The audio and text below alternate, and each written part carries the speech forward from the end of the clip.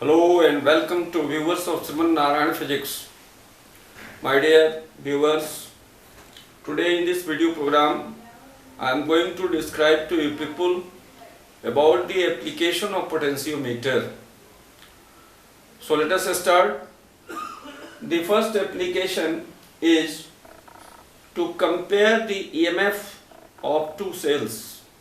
यानी पोटेंशियोमीटर का जो पहला एप्लीकेशन है जिसके बारे में हम आज डिस्कस करने जा रहे हैं वह है दो सेल्स, प्राइमरी सेल्स जैसे डैनियल सेल, लेक्लांची सेल, इस तरह के सेल्स के ईएमएफ का कंपेयर करना। मान लिया जाए दो सेल्स दिए जाएं, एक डैनियल सेल और एक लेक्लांची सेल, और कहा जाए कि इन दोनों सेल के ईएमएफ को कंपेयर करो, यानी दोनों सेल्स के ईएमएफ का रेशियो निकालो। तो ऐसी स्थिति में यह जो वर्क है इस पोटेंशियोमीटर के द्वारा किया जा सकता है।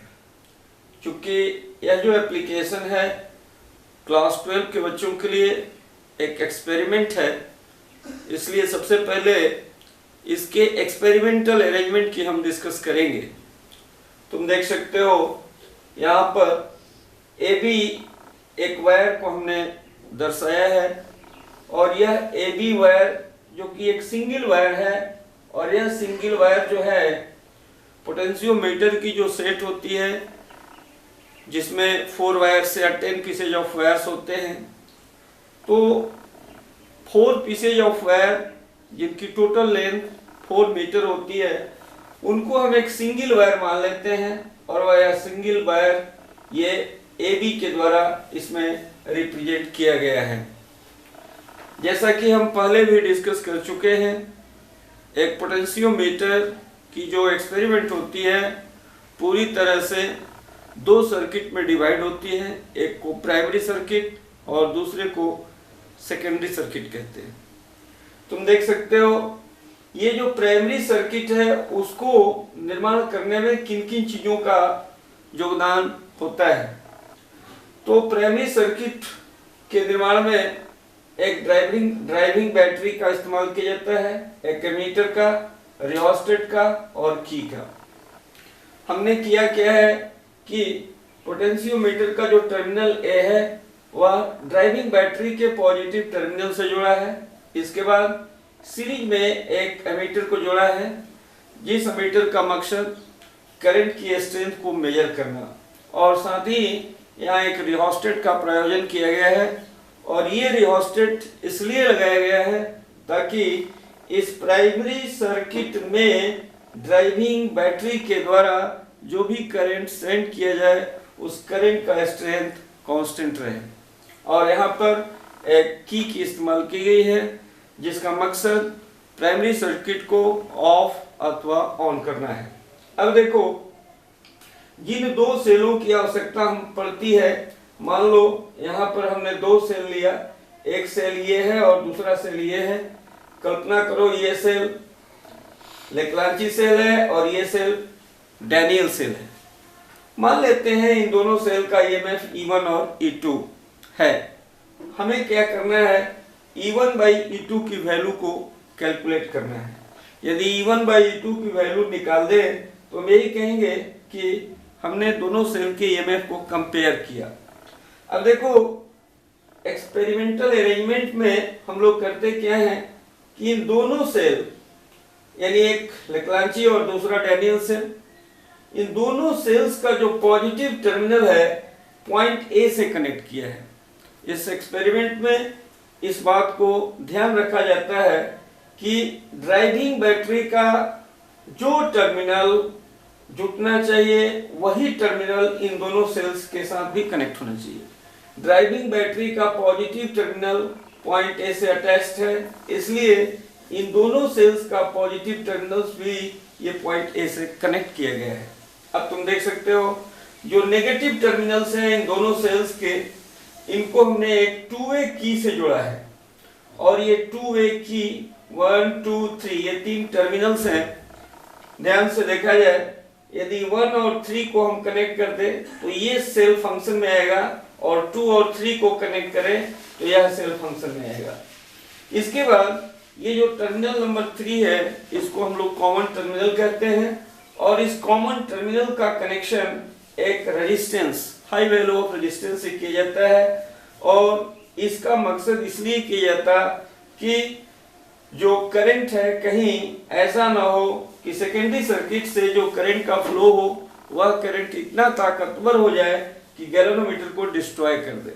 इसलिए यहाँ पर हम एक रेजिस्टेंस का उपयोग करते हैं, और इस रेजिस्टेंस का जो अदर एंड होता है गैल्वेनोमीटर के किसी एक टर्मिनल से जुड़ा होता है, और गैल्वेनोमीटर का जो दूसरा टर्मिनल होता है जॉकी से कनेक्टेड होता है। यह एक्सपेरिमेंटल अरेंजमेंट की बात हुई। अब हम इसके प्रोसेस की बात करेंगे, कैसे ये प्रोसीड करता है, कैसे इस एक्सपेरिमेंट को किया जाए, इसकी चर्चा करेंगे। ध्यान दो, सबसे पहले ये टर्मिनल 1 और 3 इन दोनों को हम कनेक्ट करते हैं, इस की को ऑन करते हैं। यही ऐसा करते हैं प्राइमरी सर्किट से होकर करंट का फ्लो होना शुरू हो जाता है, और सेकेंडरी सर्किट में यह जो सेल है यह इस सेल से करंट फ्लो होना शुरू होता है। अब जब 1 और 3 को अटैच करते हैं, इस तरह से हम कनेक्ट करते हैं, तो जैसा कि मैंने बताया ये सेल फंक्शन में आना शुरू हो जाता है।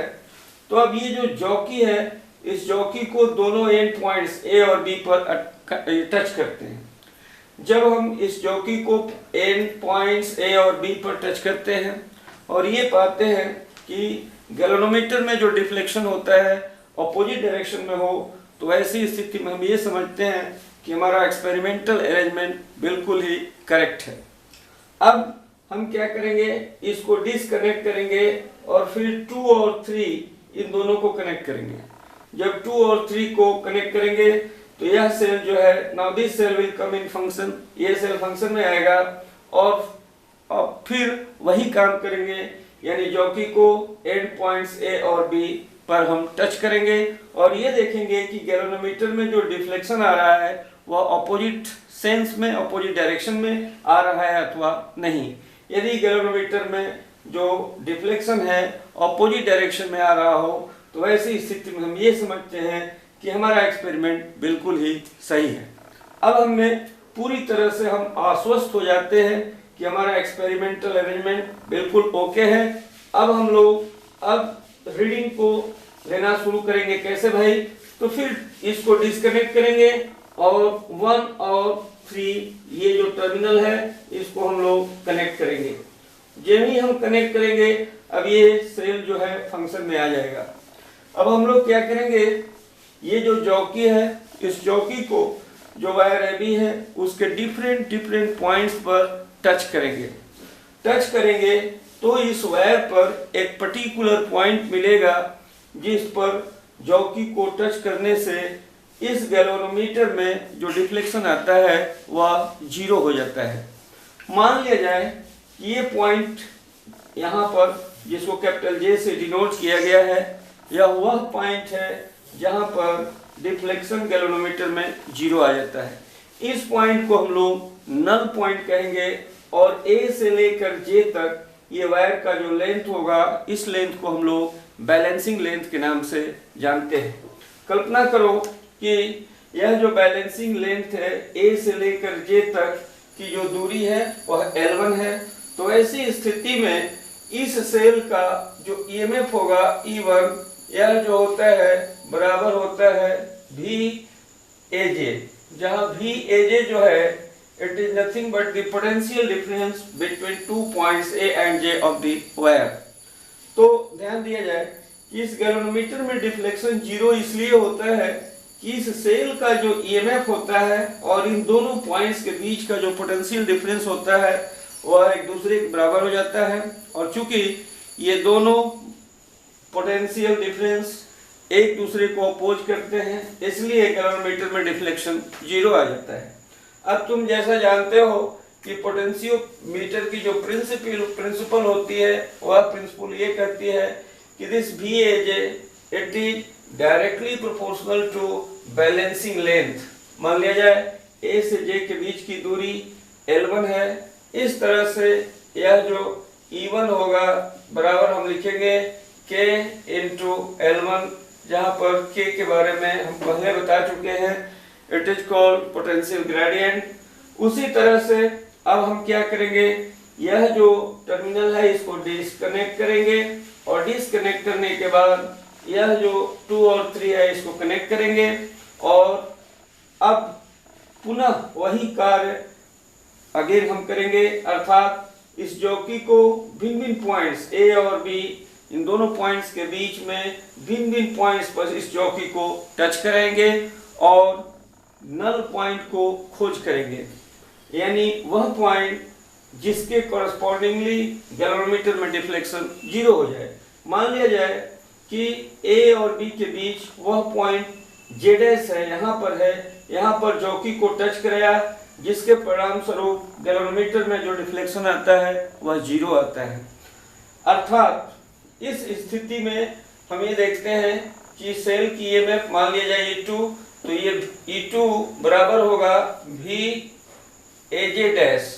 AJ डैश जो है ये पॉइंट Z डैश है, A और J डैश ये दो पॉइंट्स हैं। इन दोनों पॉइंट्स के बीच का जो पोटेंशियल डिफरेंस होगा वह E2 के बराबर होगा और दोनों ये जो पोटेंशियल डिफरेंस एक दूसरे को अपोज करेंगे और इक्वल होंगे, इसलिए गैल्वेनोमीटर में डिफ्लेक्शन 0 होता है।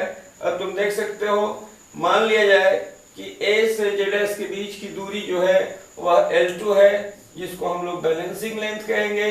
तो E2 is equal to V AJ dash और यह डायरेक्टली प्रोपोर्शनल टू L2 होगा और इस तरह से हम लिखेंगे E2 is equal to K into L2 और मान लिया जाए इसको इक्वेशन नंबर 2। अब हम लोग क्या करते हैं, इक्वेशन 1 में 2 को से डिवाइड करते हैं, अर्थात E1 बाई E2 की वैल्यू निकालते हैं और E1 बाई E2 की वैल्यू निकालते हैं तो K कैंसिल होगा और इस तरह से हमें मिलेगा L1 बाई L2 और चूंकि L1 और L2 दोनों की वैल्यू नोन है, इस तरह से ये दोनों जो प्राइमरी सेल्स हैं डैनियल और लेक्लांची सेल हैं, इन दोनों सेल के ईएमएफ को हम लोग कंपेयर कर लेते हैं। और यदि मान लो एक सेल का ईएमएफ नोन भी हो, दूसरे सेल का ईएमएफ नोन नहीं हो, तो भी इस फार्मूला से हम दूसरे सेल के ईएमएफ को एग्जैक्टली डिटरमिन कर सकते हैं। अब यहाँ पर मैं एक बात स्पष्ट रूप से बताना चाहूँगा कि यह जो पोटेंशियोमीटर है यह एक आइडियल वोल्ट मीटर के समान काम करता है, जिसके लिए रेजिस्टेंस जो होता है इनफाइनाइट होता है। So in this video lecture you have learned about the comparison of EMFs of two cells. Now I am going to finish this video program, and in the next video lecture I will describe to you about the second application of potentiometer. Okay, thanks.